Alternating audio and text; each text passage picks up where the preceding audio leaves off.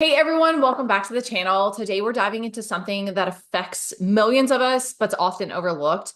Could you be insulin resistant and not even know it? In this video, I'm going to walk you through all the key lab measurements. I get questions on these all the time. These are the labs you should be checking to get a clear picture of your metabolic health. We're going to go over each test, why it's important. Of course, I'm going to compare the conventional medicine ranges to the functional medicine, or what I consider optimal for preventing insulin resistance and just making sure your metabolic health is A+. So let's get started. Also, before we start, please hit the subscribe button, hit the follow button. Y'all leave me a rating. Thank you for tuning in. This is super exciting for me, and I love doing these videos, but with your support, it'll get further. You don't want to miss a single episode. We got a lot coming your way. I'm also taking new clients. So if you're interested in working with me, want to transform your health, please head to the show notes, tap the link, book your one-on-one discovery call, and let's make it happen. All right, without further ado, let's get into labs. So the first lab that I like to see when I'm counseling clients is fasted insulin. This is essentially the amount of insulin your body produces when you haven't eaten for at least 8 hours. Think of this hormone. It's the hormone that allows glucose to enter your cells for energy. So conventional medicine considers a fasting level under 25 to be normal, but here's the kicker, that is not even close to normal. Just because you're under 25 doesn't mean anything. You really want to be somewhere between 2 and 5.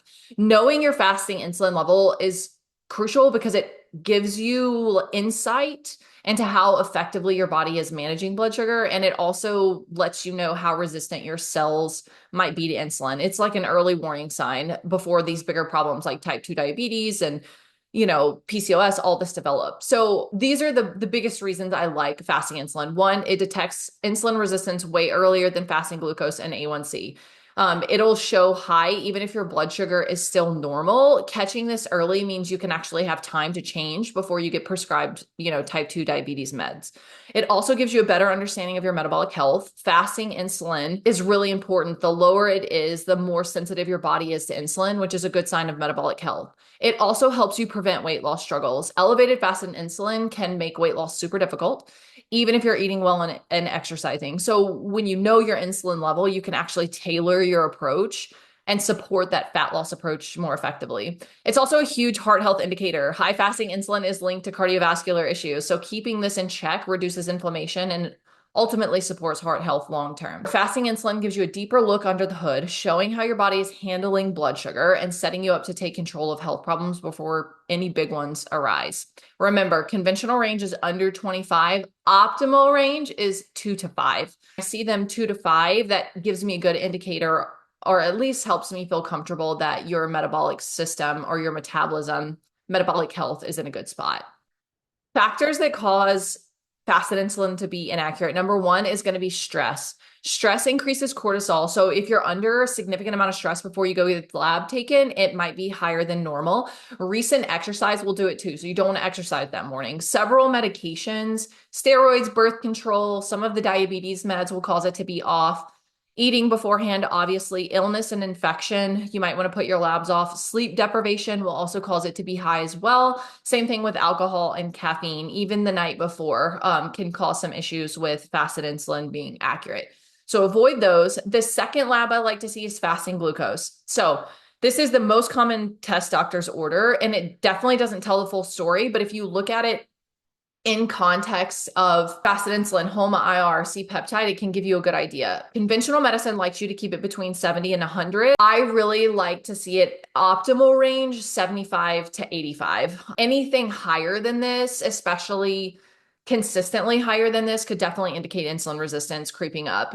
Technically, even if you're in the normal range, if we're seeing it consistent, you may have a problem. If you combine this level with your insulin level, you get a much better picture of how hard your body is essentially working to regulate sugar.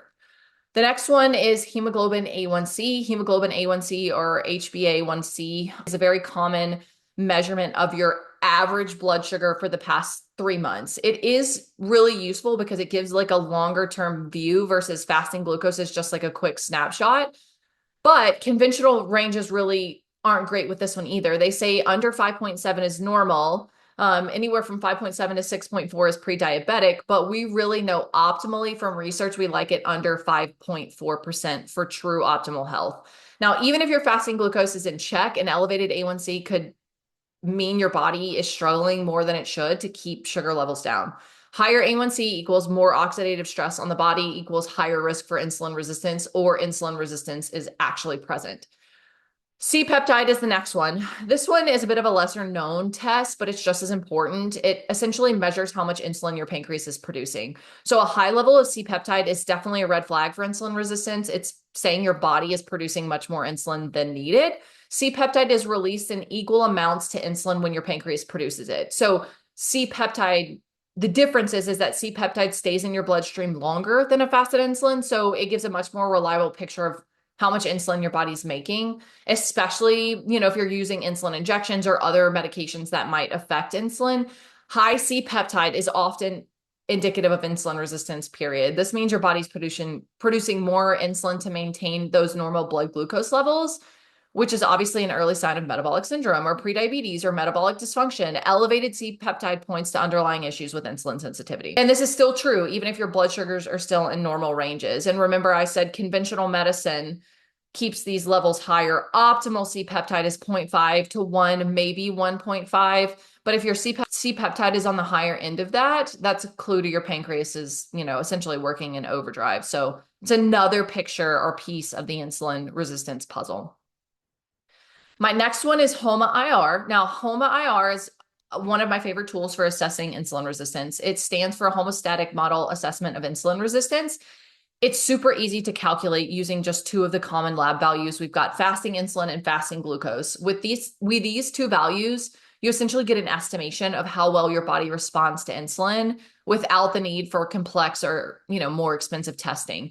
It can detect insulin resistance in its early stages long before fasting glucose or A1C, before they begin to rise. So this allows for much earlier interventions through diet, exercise, lifestyle, and essentially potentially preventing the progression of type 2 diabetes or other metabolic issues. HOMA-IR is also extremely helpful for people at different stages of health. So it's used for people that are already diagnosed with type 2 diabetes or prediabetes. It's also useful for those who might not even have an elevated blood sugar, but are still exhibiting the signs of insulin resistance. So those with obesity, PCOS, etc. Optimal range is less than 1. Concerning range is anything greater than 2. So I really like to see HOMA-IR under 1. If it's creeping above 2, you're definitely entering insulin resistance territory. Again, the great thing is that this catches issues really early, far before fasting glucose or A1C will show a red flag. The next thing I like to look at in labs is HDL to triglyceride ratio. Another extremely good marker for metabolic health and insulin resistance. Conventional medicine looks at each of these separately, but optimal metabolic health looks at the ratio between these two, and this is where the magic happens. The HDL triglyceride ratio is essentially calculated by dividing triglyceride level to HDL cholesterol level. Both of these values are typically given in the same units on a standard lipid panel. So optimally, you're looking at a ratio of 1 to 1 or lower. Ideally, your triglycerides and HDL should be around that range. If your triglycerides are way higher than HDL, that's definitely a sign of insulin resistance and poor fat metabolism. But a ratio of like 2 to 1 is definitely something to be concerned about or something to address. I like to also see liver enzymes, ALT, AST. This can give us some clues into insulin resistance, especially if they're elevated. Your liver is a massive player in glucose and fat metabolism. So when it's struggling, it's definitely a sign that there's either insulin resistance on board or insulin resistance is starting to affect your liver function. Conventional range for ALT is 7 to 56. We really like to see it under 26. Same thing with ALT.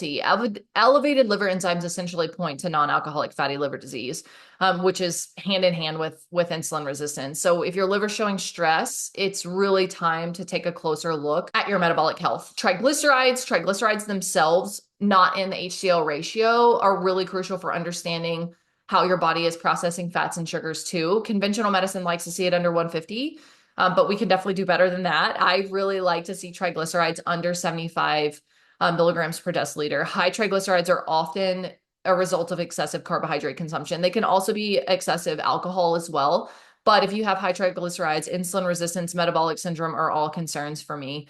So these are signals that you need to rethink what you're consuming, particularly carbs and sugars. So there you have it. I know I went through that fast, but those are the key labs that I recommend checking if you're worried about insulin resistance. Remember, conventional medicine may say you're normal, but we want to aim for optimal to prevent chronic disease long term. So I want to look at fasting insulin, glucose, A1c. If any of these markers are off, it's a sign your body needs a little bit more support, especially managing blood sugar and insulin. So if you've had these labs done and you're curious about what they mean and how you can optimize them, please feel free to drop a comment or schedule a consult with me. Make sure you're subscribed for more content on this. I plan to release a few more videos on what to do if you are insulin resistant. So let me know if you have comments below. Don't forget to subscribe, like, follow, all the things. Thanks for being here, guys.